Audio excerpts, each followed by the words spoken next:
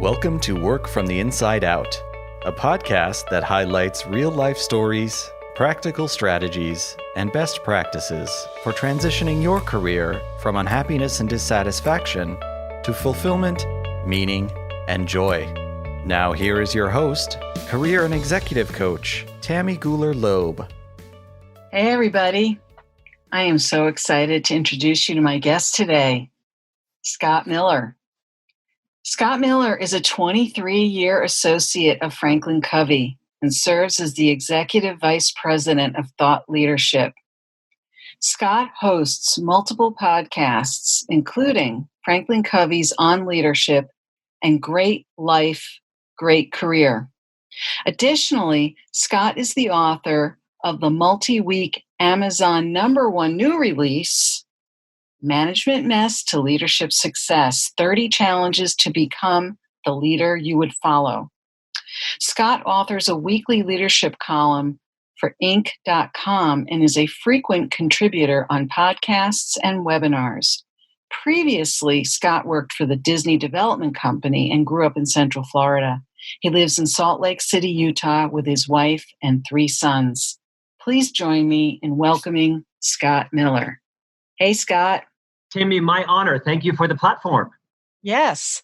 So as you know, this is a podcast all about transitions and finding meaning and fulfillment in your work. And I know that you're about that as well. And I was not raised in affluence. I was raised in a middle-class family, very stable, and went to college and joined the Disney company, a hometown company in Orlando, Florida. I was one of the first employees as part of the Celebration company. That was a real estate company that Disney owned. Thousands of people lived there. It was Walt Disney's really manifestation of his idea around Epcot, living, working in the same community. And had an amazing run with Disney. And then Disney invited me to leave, which is a Disney euphemism for firing you, because I was very competent and a good worker, but I quite frankly was a bit of a, Jack, interpersonally, right? I was pretty mature and a bit of a gossiper, not very collaborative. And Disney invited me to leave, and that was okay. And I'm still very good friends with many people there, including those who gave me the invitation. I was fortunate to immediately have been picked up by, believe it or not, the FranklinCovey company, right? This is the world's premier leadership development firm. They saw something in me that Disney didn't see or couldn't, quite frankly, pull out. And since then, I've had an amazing 23-year run with the FranklinCovey company, of course, co-founded by Stephen Covey, right? The world's most, in my opinion, preeminent and congruent leadership expert, author of the book, The 7 Habits of Highly Effective People, sold 30 million copies. Dr. Covey raised me from a pup up until his passing about 7 years ago. And it hasn't all been easy. I joined a leadership company as a pretty poor leader, and I was demoted a few times, and I was promoted a few times, and then kind of got my bearings about me, and then made it to the top. I became the chief marketing officer, a member of the executive team, and I'm quite proud of not just my success in the company, but also all the great leaders that I had that forgave me, that pre-forgave me, that reinvested in me, that took me aside and said, Scott, stop doing that. Scott, stop saying that. Here's what you need to do. Here's what you need to say. And so I am the benefit of a long lineage of great leaders, both at Disney and since that. Prior to Disney, I worked on a presidential campaign back in the 80s. It was successful, went to the White House, worked on a few state and national Senate campaigns and House campaigns, and then really found my groove in the leadership industry and spent most of my time raising up and being an agent to others. Stephen M.R. Covey, Dr. Covey's son, who wrote the seminal book, The Speed of Trust, and Todd Davis, who wrote, a lot of famous books. And then about a year and a half ago, I had kind of an epiphany. And I decided, I've got something to say also. So I wrote this book that you're pretty passionate about, which I'm very grateful, called Management Mess to Leadership Success. It's a very different kind of leadership book. After having served most of my career in the industry, I decided that we needed one more leadership book, just one more. And that was not an academic book. It was not a book that was aspirational or about mission or vision or values. Those things are important, or systems or strategy or structures. And so I wrote a book that was really full of my messes to give permission to give a voice to other people to say, you know what, we've all got messes. Everyone's talking about them. Everybody knows about them. Why not just own up to them? Make vulnerability be a leadership competency and give permission to others to talk about their messes. And everybody will learn from our messes, as opposed to everything being wrapped up with a nice bow, always ending up nice. Those parables frustrate me. And so that's where I've been on my journey. I've been very blessed. And I'm here today in your program. How's that for a career cap? I love the synopsis of your journey. I want to go back a little bit to the earlier years and unpack it just a little bit so that people can understand just maybe some of the things you were thinking about as you went along, and how you evolved and matured along the way, or how you learned along the way. Because I think that, if someone was to look at your platform now and all the things that you're doing now, they might say, oh, he's perfection. Look at all the things he's doing now. He's all over the place. He's written these books and he's got this. It's often a word used to describe me, perfection. I hear it frequently.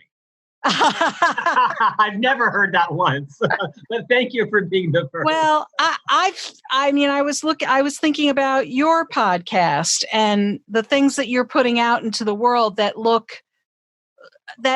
exude, I would say, high quality in my mind. Well, thank you. And so, it looks great. And I think people might say, well, how did he get there? What kinds of things did he learn along the way? And what you're painting is a picture of saying, look, there were lots of twists and turns along the way. And so in a lighthearted way, you're telling us you got fired. And yet I'm sure it wasn't lighthearted at the time, but I'm wondering, what were some of the lessons learned along the way from those things? What were some of your dreams at those times? How did you land at Disney, or were you working on political campaigns right out of college? I'm just sort of curious, like, what drew you to those things? And then how did you go from point A to point B to point C? And what were your motivators at the time? I think a couple of things that I have learned that other people could think about adopting, so I think they're ubiquitously implementable. That's the word. A couple of thoughts. One is, and some people, when I talk about this, misinterpret this. So I'm going to clarify it. I've always talked about the power of friending up. And I've been very deliberate about friending up. That does not mean that I am a sycophant, that I'm trying to be an interloper. I was very deliberate in becoming friends with people who were more successful than me, who were older, who were wiser, who were better educated, better traveled, quite frankly, were wealthier than me. And so most of my friends were always 10, 15, 20 years older than I was. Even in high school and college, quite frankly, I wasn't going to learn much from my frat brother. I'd have a lot of fun, but he wasn't going to help me and I wasn't going to help him a whole lot. So the first concept of friending up has helped me more than anything else in life. Now listen, 40 and 50-year-olds realized what I was doing. These were not dumb people, right? But I also could help them, whether it was perhaps, teaching them about their email or, talking about what my generation was doing. So the relationships were always reciprocal, always. No smart person ever was going to give me anything that I didn't earn or deserve or earn my way into, right? So that has been instrumental in my life, surrounding myself with people that are more contagiously positive and successful and learning from their mistakes. Secondly, I think that I realized no one has anything like overnight success. There are no shortcuts. I guess you could win the lottery, but most of those end up in, massive failure, right? But I learned from Nellie Galan. Nellie Galan was the first Latina female producer at a major television station. And Nellie Galan, who's created quite a bit of a famous brand for herself, says there are no overnight successes. The number of TV programs she's been on that have flopped, the number of podcasts, the books, businesses that have flopped, no one sees all of those. There's no such thing as overnight success. And, I started out with, no LinkedIn followers, right? And then grew to, 50,000. I started out with blogs that 3 people read, now thousands of them, right? And moved my way into becoming an Inc. magazine columnist. So like everybody, I put in the hard work. And I wrote these books at 3 a.m. I got up at 2:45. I had a cup of coffee. I sat out on my son's room out there from 3 till 6 every morning for a year, 3 a.m.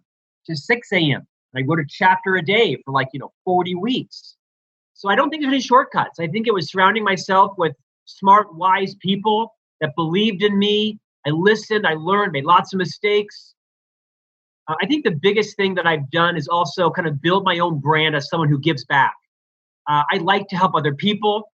I like to reach out. At any given time, I'm helping someone write their resume or mock interview for a job, or helping someone think about what is their passion. How can they, find someone to pay for it? So I have found that people who are successful in life, however you want to measure that, right, the more successful they get, they want to give back.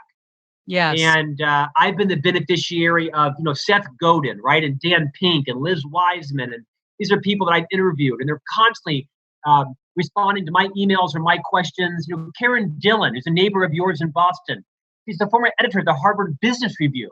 And Right. What business do I have being in the same room with the editor of the Harvard Business Review?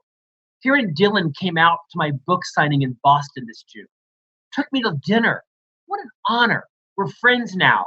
And I think she sees me as, a trustworthy guy who delivers on his promises. And as I become a little bit more influential, I'm delighted to give back. And so that's kind of my journey, if that's helpful.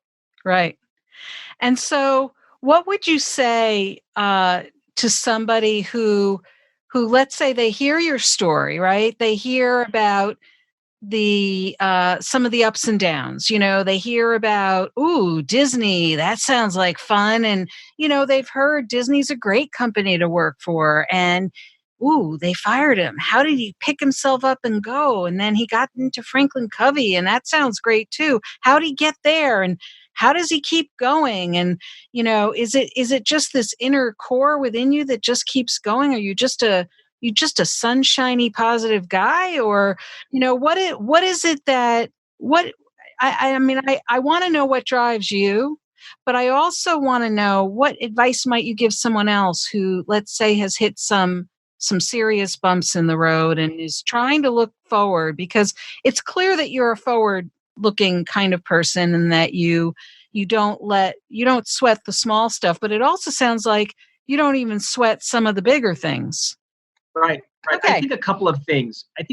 One is, I think it's important to have a strong sense of self-esteem, because people will rob it from you, intentionally or unintentionally. Even some of your best friends, when they see you having some success, will bring you down, consciously, unconsciously. I think that people can rob you from your self-confidence. People can try to rob your self-worth, which I think is God-given or creator-given. So I try not to fall into the victim mentality. I try not to associate with people who are naysayers. Like I said, I friend up. I cleave to those who are positive. I've had lots of setbacks. Oh my gosh, lots of setbacks. Yeah, no, you have. I mean, that's clear that you've had lots of setbacks. And the question is, where do you find? It sounds like there's a few sources of strength for you.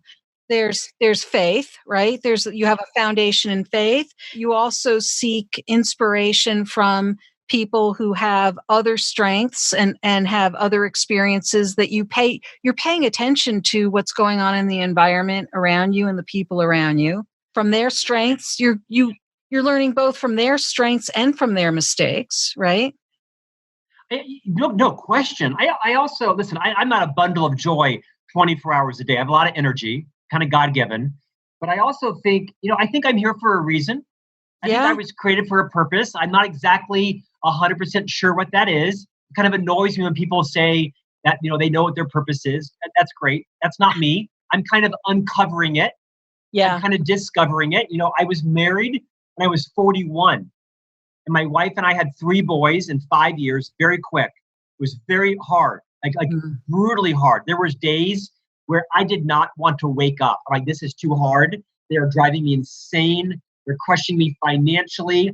And there were days when I would pray and say, I'm done. It's just too much. I can't get up tomorrow morning. Damn it. I woke up the next morning and I had to pick myself up. I've had a lot of friends that have lost their lives early in life. Just fluke accidents, right? Or cancer or strokes in the front yard. I mean, and the more people in my life I have that lose their life, the more it galvanizes me to make the most of mine. And so I am still uncovering my purpose. I think, oddly, my purpose is to raise 3 boys. I don't love saying that because I don't love parenting. I'm writing a book called Parenting Mess to Launch Success. And I'm going to be one of those parents that says, this was not fun. This was most days a nightmare.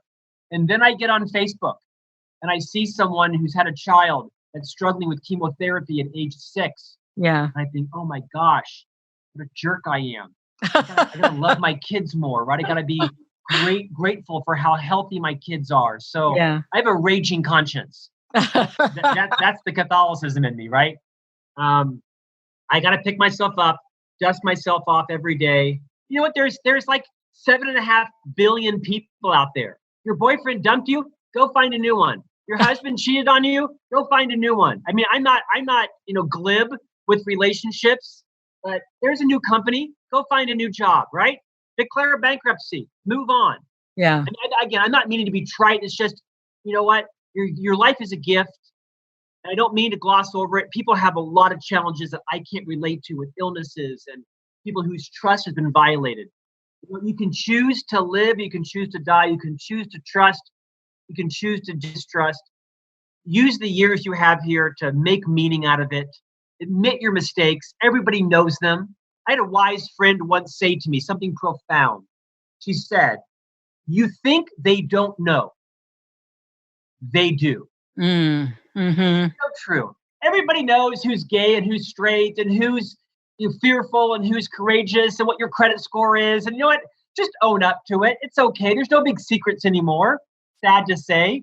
Our right to privacy is important, but our privacy is less than less. So I don't have any dark secrets that I'm hiding. I wrote about it in a book. My wife's convinced I'll never work again because all my sins are laid out in the book. But I do think there's some refreshing attribute to being a leader that people can relate to. And a leader's job is not to be the smartest person in the room, not to be the know-it-all. Yes. Not to quote my good friend Liz Wiseman, who wrote a phenomenal book called Multipliers. I think it's the best leadership book ever written, Multipliers. You're either a multiplier or what Liz calls it, you're an accidental diminisher. And many of us have this tendency. But Liz says a leader's job is not to be the genius, but to be the genius maker of others. And I learned that incredibly when I was 50 years old. Yeah. I'm 51 now. And I'm going to spend the rest of my life being the genius maker of others and not trying to be the genius in the room. I love that. And that's a definitely an important lesson. And I think that a lot of people who find themselves in a role or in a company or in a situation where they're unhappy, it's because they are not feeling that their own learning isn't being supported. And it's up to them, though, to find. So true. Yeah. It's up to you. You cannot outsource your career to anybody else. You got to be responsible for yourself. You have to take charge. One of my coaches, her name is Judy. I have several coaches because I need them. She's a speech coach. I have a strong, very pronounced stutter. There's about 36 words I cannot say in public, especially when it's cold. And as a result, Judy is one of my coaches. And she said to me something I think is prophetic. She says, there comes a time in everyone's career when you've given 90% of what you have to give to your organization. And you've taken from them 90% of what they have to offer to you. And the last 10% either way probably isn't worth it. And it's likely time to move on. I thought that was so helpful because in everybody's career, you're at 80%, you're at 91%, you're at 191%. You know what? Move on. No longer is it a badge of shame to move on, right? The average career is 3 years now. Gone are the days, Tammy, where you and I, had to work somewhere for 30 years. If we left, it was heresy, right? That's not the case. There's no loyalty anymore. It's take what you can, give what you can, and move on. I think in some ways, the new generation has it right. Yeah. My dad worked at Lockheed Martin for 30 years. He gave his life to them and they provided well for him. No one else want you. And so just the whole culture has switched. Yeah, it's what I tell people all the time is you really need to be, you don't have to be an entrepreneur, but you have to think about your career in an entrepreneurial way. Yeah, And Nellie Galan says you're an intrapreneur, right? That's right. You're an entrepreneur within an organization. Exactly. You're managing your brand. You're providing value.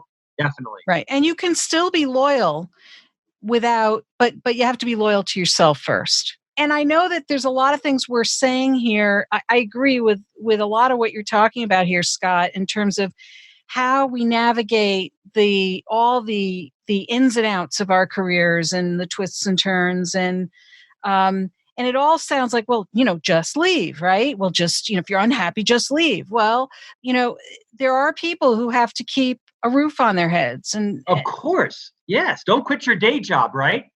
Right. So how do we maybe advise people who have those very, just very practical kinds of things that get in the way? Well, that's me.